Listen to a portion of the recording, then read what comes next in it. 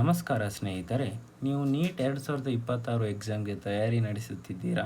ಹಾಗಾದರೆ ಅಪ್ಲಿಕೇಶನ್ ಹಾಕುವಾಗ ಪ್ರತಿಯೊಂದು ವಿದ್ಯಾರ್ಥಿಗೂ ಕಾಡೋ ಒಂದೇ ಒಂದು ಡೌಟ್ ಅಂದರೆ ಕ್ವಾಲಿಫೈಯಿಂಗ್ ಎಕ್ಸಾಮಿನೇಷನ್ ಕೋಡ್. ನಾನು ಕೋಡ್ 1 ಹಾಕಬೇಕಾ ಅಥವಾ ಕೋಡ್ 2 ಹಾಕಬೇಕಾ? ಡ್ರಾಪರ್ಸ್ ಯಾವ ಕೋಡ್ ಬಳಸಬೇಕು, ಫ್ರೆಷರ್ಸ್ ಯಾವ ಬಳಸಬೇಕು ಅಂತ ಕನ್ಫ್ಯೂಷನ್ ನಿಮಗೂ ಇದ್ದರೆ ಈ ವಿಡಿಯೋ ನಿಮಗಾಗಿ. ಇವತ್ತಿನ ವಿಡಿಯೋದಲ್ಲಿ MMC ಬಿಟ್ಟಿರೋ ಹೊಸ ನೋಟಿಫಿಕೇಷನ್ ಪ್ರಕಾರ ಸಿಂಪಲ್ ಆಗಿ ಕನ್ನಡದಲ್ಲಿ ಈ ಕೋಡ್ಗಳ ಬಗ್ಗೆ ತಿಳ್ಕೊಳ್ಳೋಣ. ಬನ್ನಿ ಶುರು ಮಾಡೋಣ.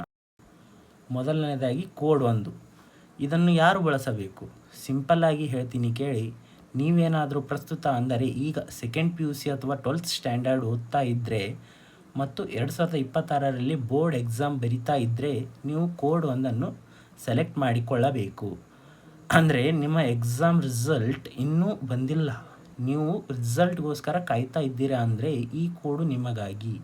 ಆದರೆ ಒಂದು ಕಂಡೀಷನ್ ಇದೆ, ನೀಟ್ ಕೌನ್ಸಿಲಿಂಗ್ ಶುರು ಆಗೋ ಟೈಮ್ಗೆ ನಿಮ್ಮ ರಿಸಲ್ಟ್ ಬಂದಿರಬೇಕು ಮತ್ತು ನೀವು ಅದರಲ್ಲಿ ಪಾಸ್ ಆಗಿರಬೇಕು.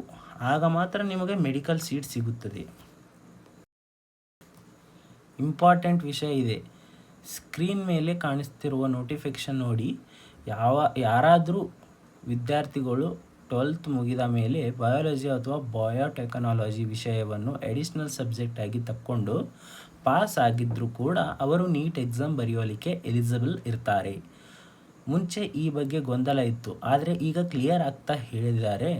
ನೀವು ಅಡ್ಮಿಷನ್ ಸಬ್ಜೆಕ್ಟ್ಗಾಗಿ ಬಯಾಲಜಿ ಓದಿದ್ರೂ ಕೂಡ ನೀವು ಎಡಿಷ್ನಲ್ ಸಬ್ಜೆಕ್ಟ್ ಆಗಿ ಬಯಾಲಜಿ ಓದಿದ್ರೂ ಕೂಡ ನೀವು ನೀಟಿಗೆ ಅರ್ಹರು. ಅಂಥವರು ಕೂಡ ಡಾಕ್ಯುಮೆಂಟ್ ಪ್ರೂಫ್ ಇಟ್ಕೊಂಡು ಎಕ್ಸಾಮ್ ಬರೀಲೇಬೇಕು ಅಥವಾ ಬರೀಬಹುದು.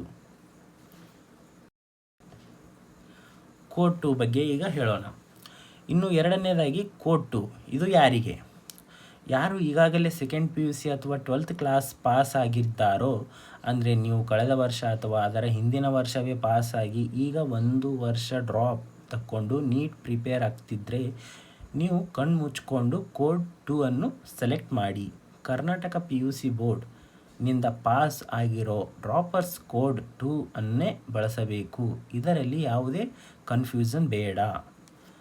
ಇನ್ನೊಂದು ಕೋಡ್ 2 ಯಾರ್ಯಾರು ಬಳಸಬೇಕಂದರೆ, ಒಂದು ವೇಳೆ ನೀವು ಏನಾದ್ರೂ BSc ಅಥವಾ ಮೆಡಿಕಲ್ ಫೀಲ್ಡ್ನಲ್ಲಿ ಯಾವುದೇ ರೀತಿಯಿಂದ ಎಕ್ಸಿಸ್ಟಿಂಗ್ ಡಿಗ್ರಿ ಮಾಡಲಾರ್ದೇ ಯಾವುದೋ ಒಂದು BCom BA ಈ ಥರದ್ದು ಏನಾದರೂ ಡಿಗ್ರಿ ಮಾಡಿದರೂ ಅದು ಕ್ಲಾಸ್ 12th ಆಗೇ ಅದನ್ನು ಪರಿಗಣಿಸಿಕೊಂಡು ನೀವು ಕೋಡ್ 2ಅನ್ನೇ ಬಳಸಬೇಕು. ಏಕೆಂದರೆ ಅದು ನಿಮ್ಮ ಕ್ವಾಲಿಫಿಕೇಷನ್ ಆಗಿರುತ್ತದೆ. ಇನ್ನು ಮುಂದೆ ಬರುವ ಕೋಡ್ಗಳೆಲ್ಲವೂ ಅವು BSc ಅಥವಾ ಪ್ರೀ ಮೆಡಿಕಲ್ ಕೋರ್ಸ್ ರಿಲೇಟೆಡ್ ಆಗಿರುವಂತಹ ಕೋಡ್ಗಳಾಗಿದ್ದು, ಆದ ಕಾರಣ ನೀವು ಕೋಡ್ 2ಅನ್ನೇ ಬಳಸಬೇಕು. ಇನ್ನು ಕೋಡ್ 3. ಸಾಮಾನ್ಯವಾಗಿ ಕರ್ನಾಟಕದ PUC ಬೋರ್ಡ್ ಸ್ಟೇಟ್ ಬೋರ್ಡ್ನಿಂದ ಪಾಸ್ ಆದ ವಿದ್ಯಾರ್ಥಿಗಳು ಕೋಡ್ 2 ಅಥವಾ ಕೋಡ್ 3 ಎರಡನ್ನೂ ಬಳಸಬಹುದು ಅಂತ ಹೇಳಲಾಗುತ್ತೆ. ಆದರೆ ಸೇಫ್ ಆಗಿ ನೀವು ಕೋಡ್ 2ಅನ್ನೇ ಬಳಸುವುದು ಉತ್ತಮ. ಕೋಡ್ 3 ಅನ್ನೋದು ಕೆಲವು ನಿರ್ದಿಷ್ಟ ಪ್ರೀ ಡಿಗ್ರಿ ಅಥವಾ ಇಂಟರ್ಮೀಡಿಯೇಟ್ ಕೋರ್ಸ್ ಮಾಡಿದವರಿಗೆ ಹೆಚ್ಚು ಅನ್ವಯವಾಗುತ್ತದೆ. ಇನ್ನು ಕೋಡ್ 4 ವಿಚಾರಕ್ಕೆ ಬಂದರೆ, ಯಾರು 12ನೇ ತರಗತಿ ಮುಗಿಸಿ ಆಯುರ್ವೇದ, ನರ್ಸಿಂಗ್ ಅಥವಾ ಫಾರ್ಮಸಿ ಮುಂತಾದ ಪ್ರೀ ಪ್ರೊಫೆಷನಲ್ ಕೋರ್ಸ್ ಮಾಡುತ್ತಿದ್ದಾರೋ ಅವರು ಇದನ್ನು ಬಳಸಬಹುದು. ಇನ್ನು ಕೋಡ್ 5 ವಿಚಾರಕ್ಕೆ ಬಂದರೆ, ನೀವು ಈಗ ಫಸ್ಟ್ ಇಯರ್ BSc ಓದುತ್ತಿದ್ದರೆ ಅದರಲ್ಲಿ ಫಿಸಿಕ್ಸ್, ಕೆಮಿಸ್ಟ್ರಿ, ಬಯಾಲಜಿ ವಿಷಯಗಳು ನೀವು ಕೋಡ್ ವಿಷಯಗಳನ್ನು ಓದುತ್ತಿದ್ದರೆ ನೀವು ಕೋಡ್ 5ಅನ್ನು ಬಳಸಬೇಕು. ಕೋಡ್ 6ನ ವಿಚಾರಕ್ಕೆ ಬಂದರೆ, ಯಾರು BSc ಕಂಪ್ಲೀಟ್ ಮಾಡಿದ್ದಾರೆ ಅವರು ಕೋಡ್ 6ಅನ್ನು ಬಳಸಬೇಕು.